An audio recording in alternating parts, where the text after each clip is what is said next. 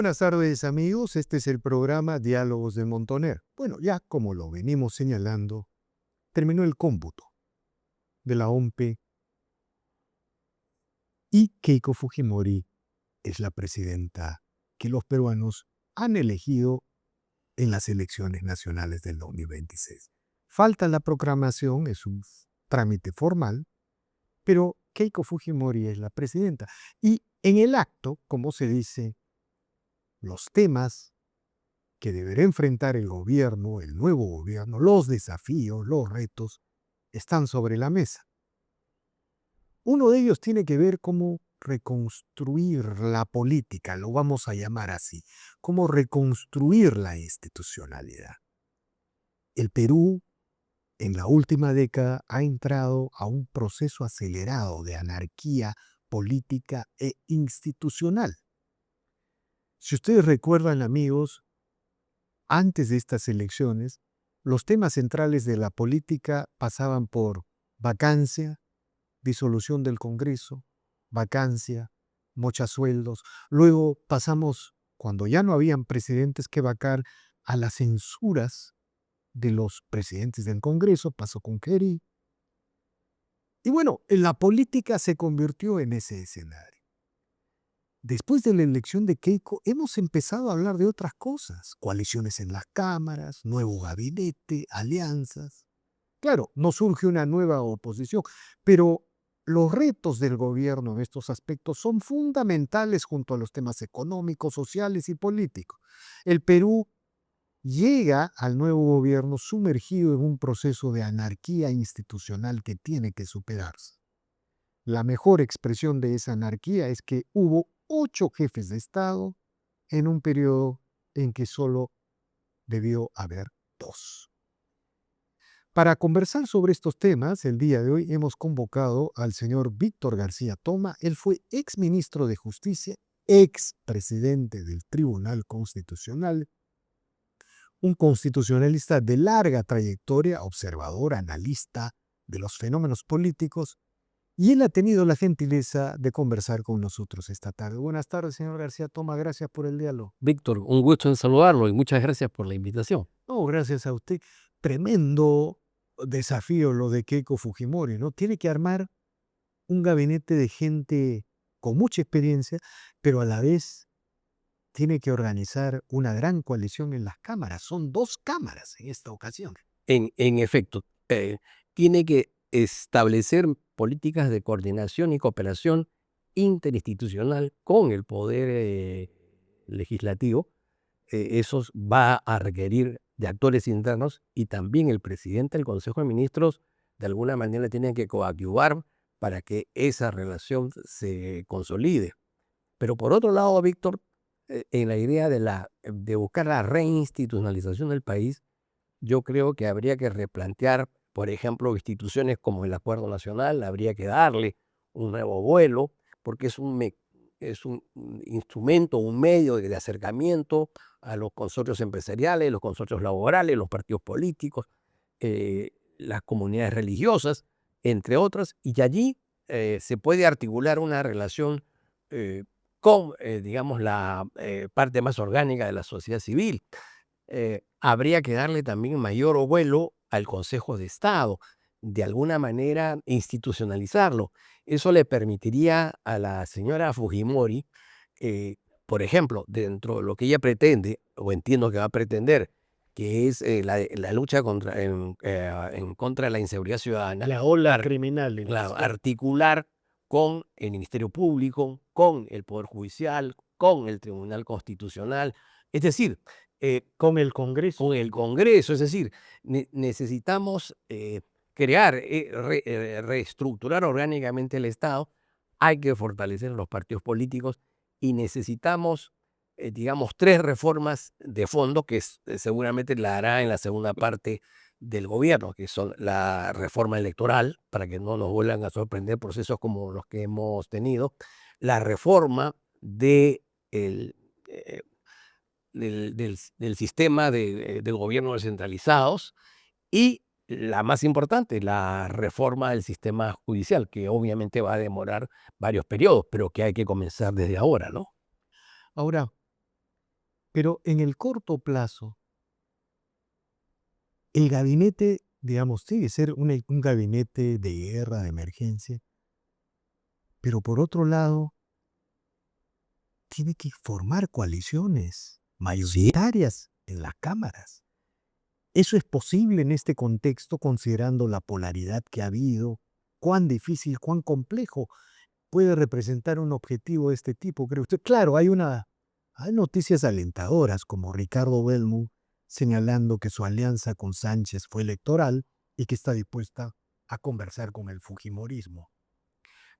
Fíjese, Víctor, yo creo que más allá de Fuerza Popular, incluso de Renovación Popular a media caña, al otro lado puede existir una cierta visión ideológica, pero no hay una estructuración orgánica. Y eso puede ser favorable a Keiko, porque si es que evidentemente no pueda ponerse de acuerdo a nivel de las bancadas, sí va a poder de alguna manera ir aglutinando voluntades individuales que en conjunto le pueden dar esa mayoría y esa sostenibilidad que se va a requerir desde el Poder Legislativo.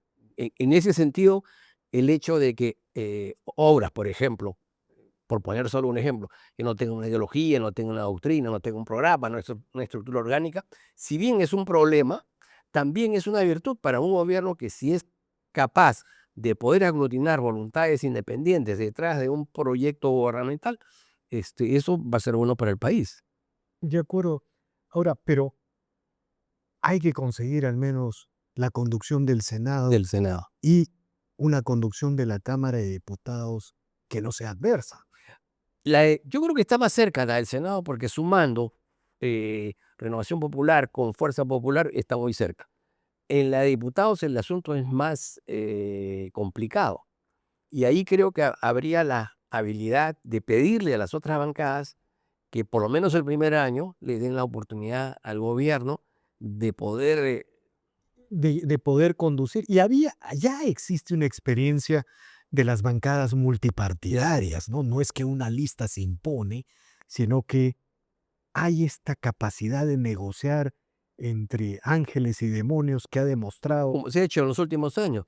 Pero además existe también la posibilidad, digamos, de pedirles que apoyen, digamos, la elección del presidente en manos de un miembro de la bancada oficialista y a su vez, por ejemplo, distribuir las comisiones importantes, algunas de ellas, entre las otras bancadas. Con lo cual se establecería, digamos, un nivel aceptable de negociación transparente y abierta desde el punto de vista político. Es un arte en el que el señor Luis Galarreta tiene maestrías y doctorados, Así es. sí, ¿no? ¿O parece? Y bueno, eso también Eso se puede hacer. eso lo señalaría Y hacerlo abiertamente como es lo que corresponde, ¿no?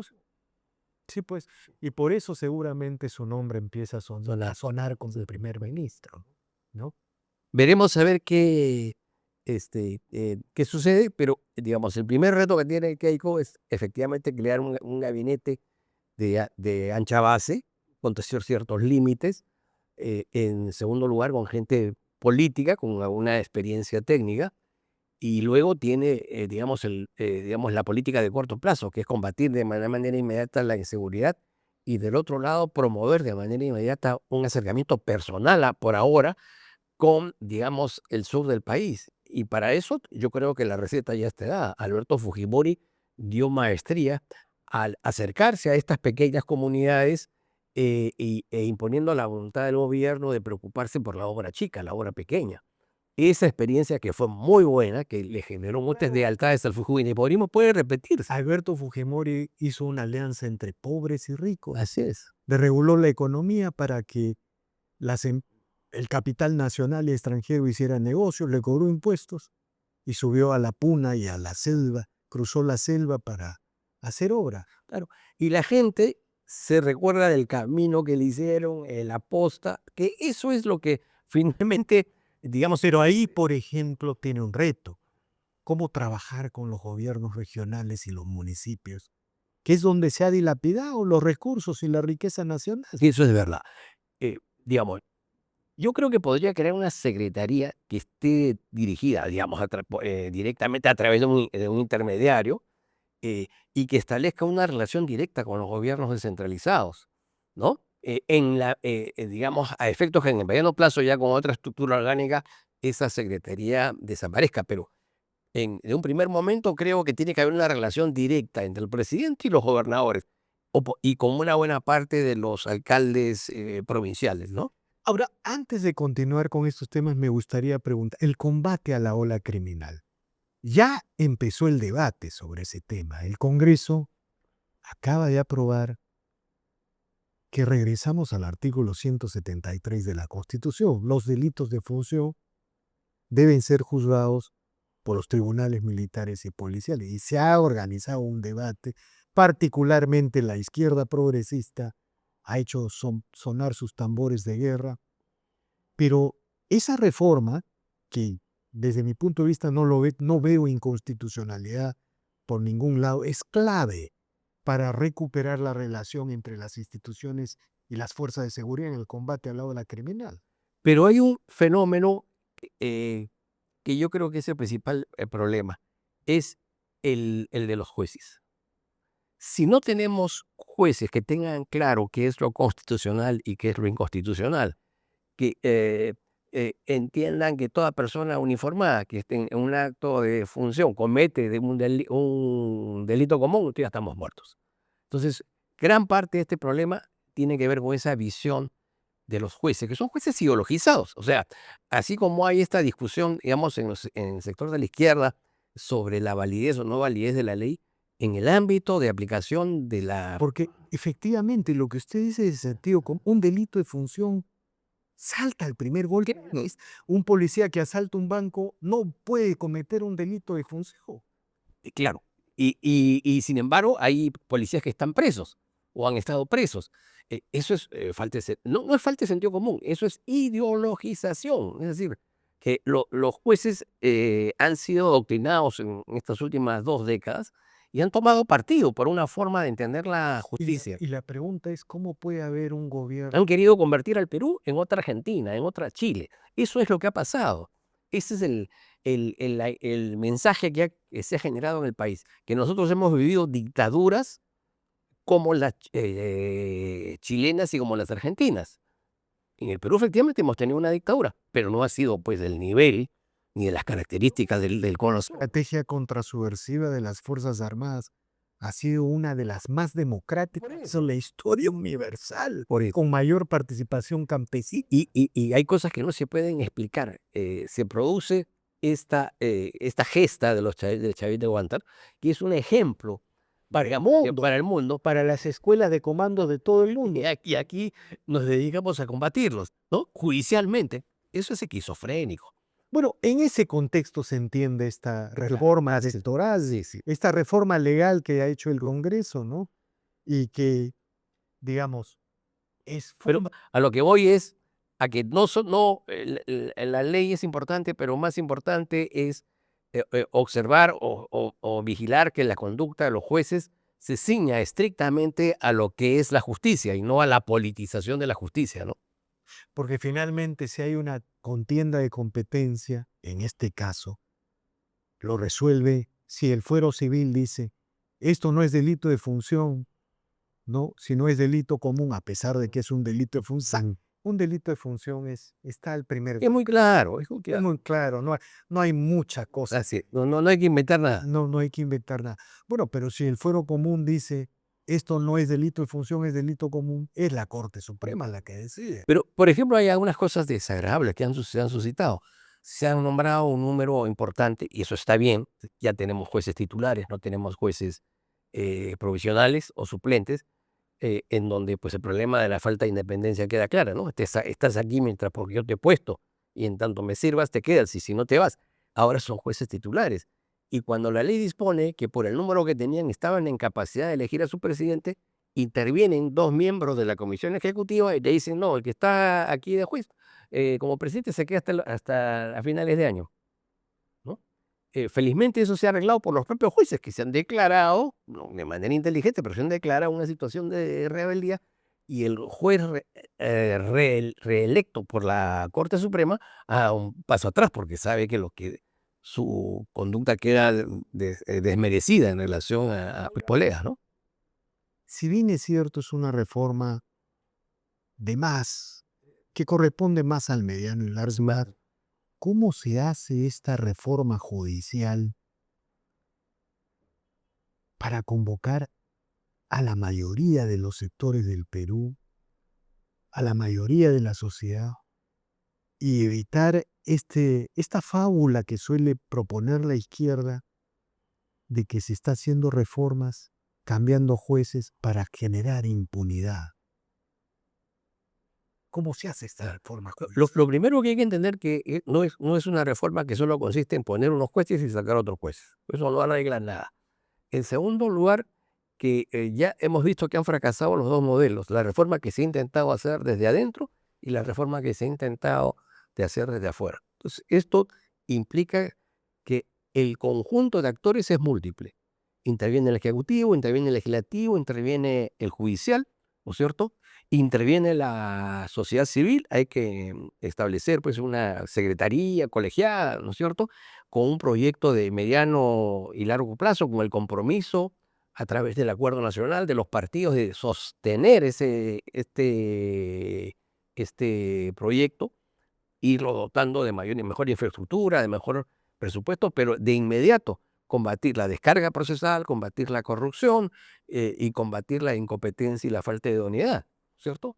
En la medida en que vamos combatiendo eso y vamos reestructurando el sistema, se podrán ver en unos 15 años un sistema judicial que es el que anhela la mayoría de los ciudadanos, ¿no?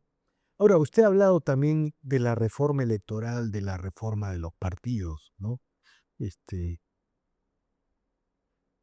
¿Se podrá hacer en el gobierno de Keiko Fujimori estos 5 años o corresponde más? Debemos decir que hemos tenido partidos, lo que indica que es algo, un fenómeno que hemos vivido. Hemos tenido partidos con ideología, con doctrina, con programa, con una organización territorial y funcional. Hemos tenido liderazgos de largo alcance, con mirada digamos, de estadista, lo hemos tenido. Eh, Eso en el camino se ha ido perdiendo primero por obra de Velasco, el propio Fujimori, ¿no es cierto? La propia responsabilidad de los partidos y bueno, ya Vizcarra que le puso las velas a la torta, ¿no? Pero eso se puede volver a construir. Pero esto debe ir a la par también con las universidades y con los colegios profesionales. ¿Por qué las universidades? Porque usted y yo venimos del sistema universitario y sabemos que las grandes discusiones eh, de interés públicos sobre incluso políticas públicas se discutían en las universidades.